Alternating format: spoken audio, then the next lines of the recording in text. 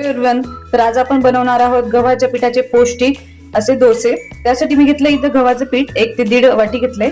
त्यानंतर मी इथे घेतलंय बारीक चिरलेला टोमॅटो, बारीक चिरलेली शिमला मिरची, बारीक चिरलेला कांदा, बारीक चिरलेली कोथिंबीर आणि थोडीशी मिरच्या बारीक कट करून घेतल्यात आणि त्यानंतर घेतलाय पाव वाटी रवा।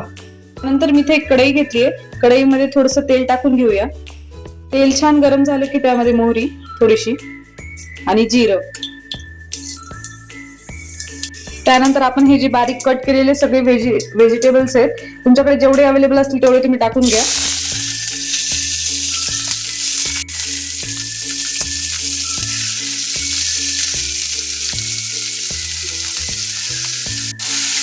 दोन मिनिटं हे तेलामध्ये परतवू द्यायचं। प्रकारे 5 मिनिटं परतवून झाल्यानंतर गॅस बंद करून घ्यायचा। त्यानंतर या गव्हाच्या पिठामध्ये आपण रवा टाकून घेऊया पाव वाटी।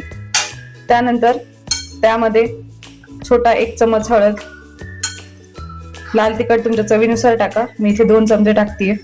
त्यानंतर त्यामध्ये थोडासा चाट मसाला, त्यानंतर त्यामध्ये चवीनुसार मीठ, त्यानंतर त्यामध्ये पाणी टाकून सगळीकडे एकत्र करून घ्यायचं।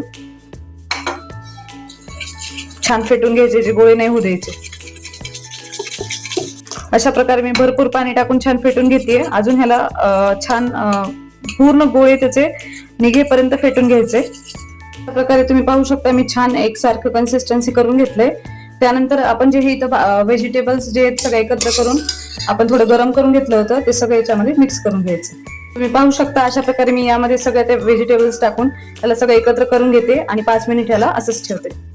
त्यानंतर मी इथे एक तवा ठेवलाय। तवा छान गरम होऊ दिला आणि त्यानंतर त्यावर आपण असं ब्रशच्या साहाय्याने तेल लावून घेऊया पूर्ण।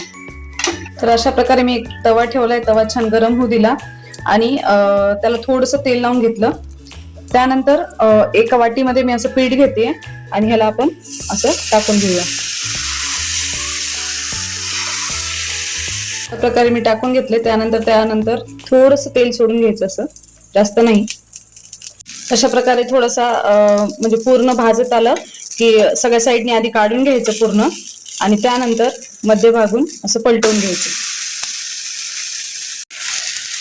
5 ते 10 मिनिट शिजल्यानंतर तुम्ही असं काढून घेऊ शकता। तुम्ही पाहू शकता किती छान प्रकारे आपला हा गव्हाच्या पिठाचा पौष्टिक असा डोसा तयार झाला आणि ते तुम्ही सॉस किंवा दही कशासोबतही खाऊ शकता।